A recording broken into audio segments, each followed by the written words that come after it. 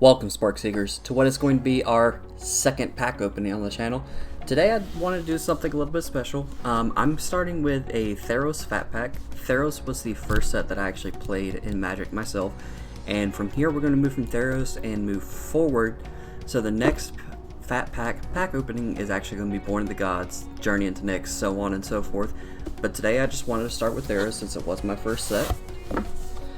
Now, some of you may or may not know about the Fat Packs. They come in these little sleeves that if you find the seam, which is going to be right up here, and you pull it apart, on the inside is actually some gorgeous artwork. Here we have Elspeth, Sun's champion, after slaying a Hydra. And we're just going to set this off to the side.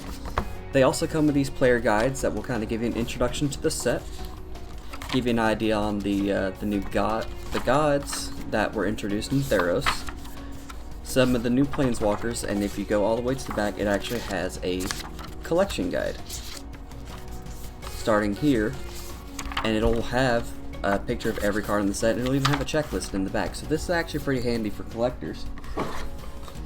The main reason that I get these boxes is for the box itself. They always come with these artworks on there. It's the same on both sides. They're actually deck boxes that can hold, I believe, up to 500 cards, but I just think they're beautiful and I want to keep them and use them for something later. Fat Packs used to also come with two 60 card deck boxes. Here we've got Elspeth and Xenagos. On these, they also come with, if I remember correctly, a 80 card basic land pack, which is going to be right here.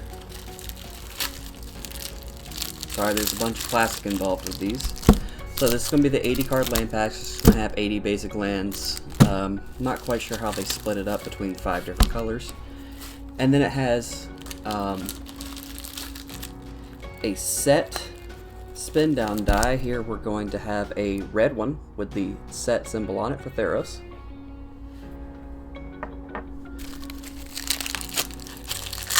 And then here we're going to have our 9 packs, and then a player's guide. Player's guide is kind of going to be an introduction to the game for the you are Planeswalker, and then kind of explain the colors, how the game is set up, and some instructions on how to play. Let me get this all folded back up. So let's go ahead and get right into pack number 1. So anything from the set's going to be good.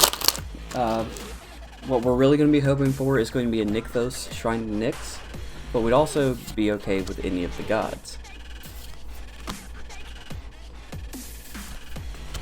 Great Merchant of Asphodel. This is one of the strong cards that's still strong today. Devotion was a mechanic that was introduced in Theros that basically said, depending on how many mana symbols are in the cost of permanents you control, so for example, this would give you 2 Devotion to black. Great Merchant of Asphodel is just a good card for a mono black deck, whether you're running a bunch of Devotion or not, because if you get this late game, and you can basically kill your opponents.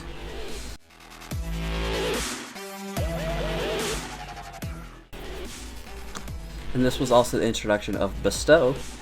Bestow is kind of like the new mechanic Mutate. Actually, I think Bestow is better, because while you can pay for its Bestow Stoss and enchant the creature, for example, Spirit Point Oriad would give the creature +2/+2 in first strike. If that creature was killed, this would fall off as an enchantment, and instead of going to the graveyard like a regular aura, this would just become the creature, which is why its Bestow cost is more expensive than its casting cost.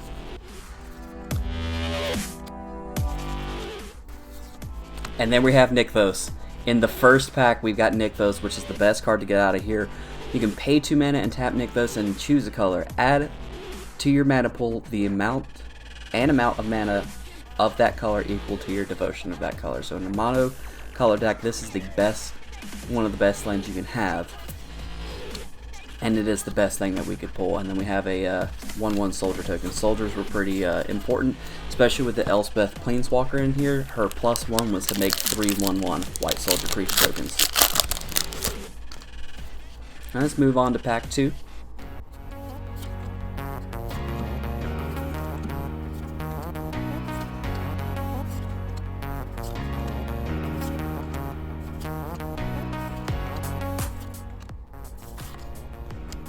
And then we have a Prognostic Sphinx. I don't think he was a great one.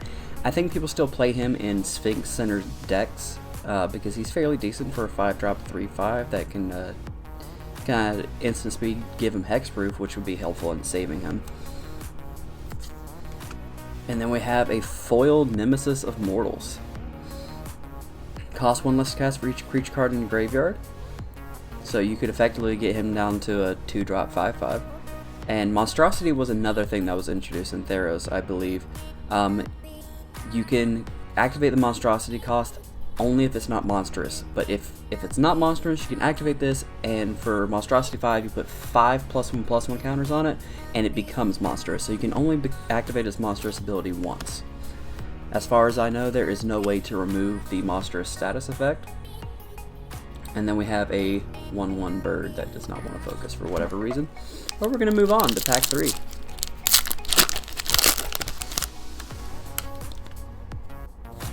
There we go.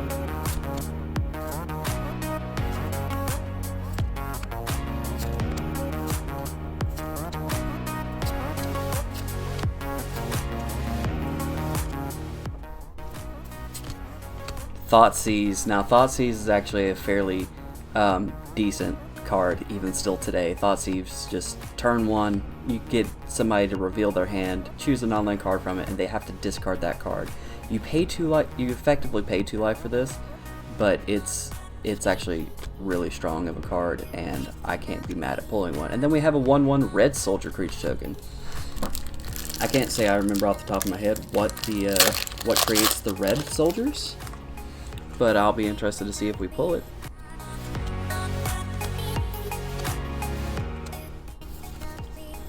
Heroic, yet another mechanic that was introduced in Theros, to my belief. Heroic says whenever you cast a spell that targets a creature with Heroic, you get an effect. So with Cetizen Battle Priest, if you target her with a spell, it can be an instant, sorcery, or even an enchantment, which kind of works with the bestow. If you were to bestow something onto this, you would also get the trigger. You gain 2 life with Cetizen Battle Priest. Traveler's Amulet is still a card I use today in some EDH decks, just because it's a 1-drop, pay 1, sack and search for a basic land, put it in your hand. So it's not the best mana ramp card, but it's a decent colorless one that can be used.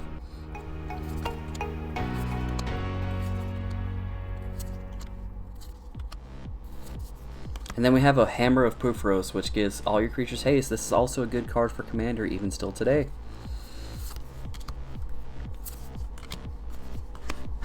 Pack number 5. God's Willing was a card I played a lot of just because it gives a creature protection. So if you're swinging in for something, you can effectively make it unblockable if they only have creatures of that color. There's a few different things. We got another Gray Merchant.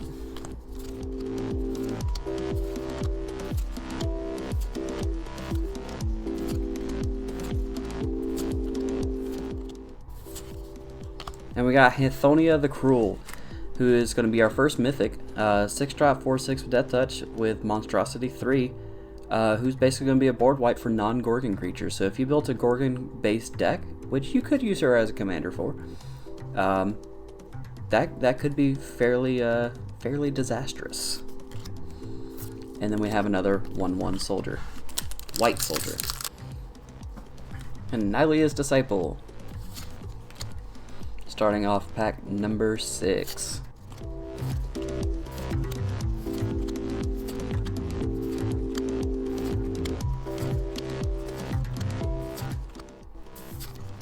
And then we've got a Whip of Erebos, yet another card that's fantastic to pull out of Theros.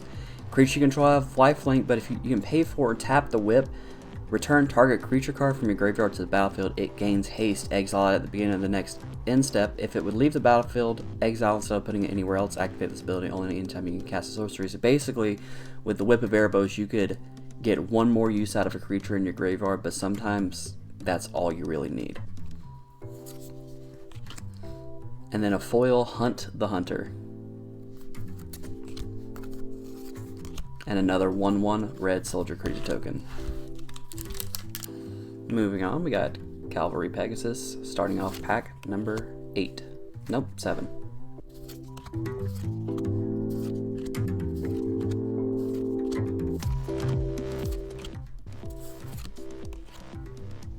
Okay, let me hit on these ordeals real quick. So each of the 5 monocolor gods from Theros had their own ordeals. Ordeals were aura enchantments that whenever it attacks, you put a +1/+1 counter on the enchanted creature, and whenever you put the 3rd +1/+1 counter on it,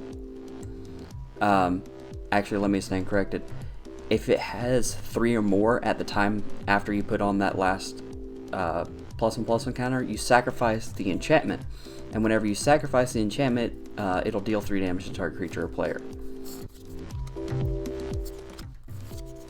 And then we have a Fleecemane Lion, who's pretty much auto-include for the cat tribal decks, because he's got a 2-drop 3/3 that has Monstrosity 1 for 5 that gives it hexproof and indestructible.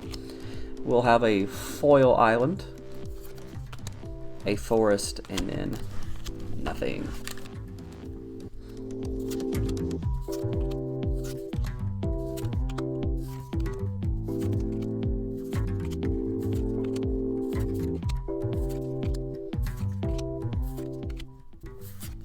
And here we're going to have a Rageblood Shaman, who's going to be a 3-drop 2/3 with trample.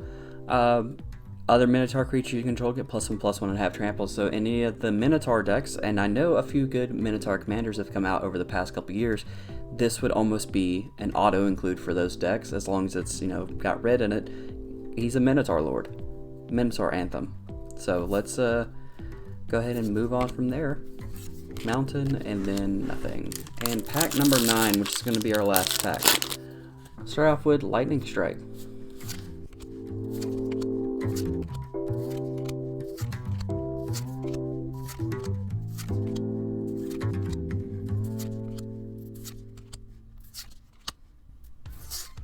And our last rare of the fat pack is going to be an Ember Swallower, 4-drop 4/5 with 7 cost for Monstrosity 3.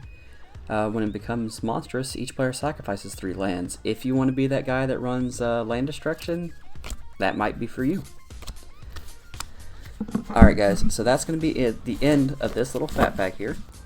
Well guys, that's going to be it for the Theros fat pack opening. If you have anything you would like to share, please drop a comment down below. Let me know what I'm doing right or doing wrong in these videos.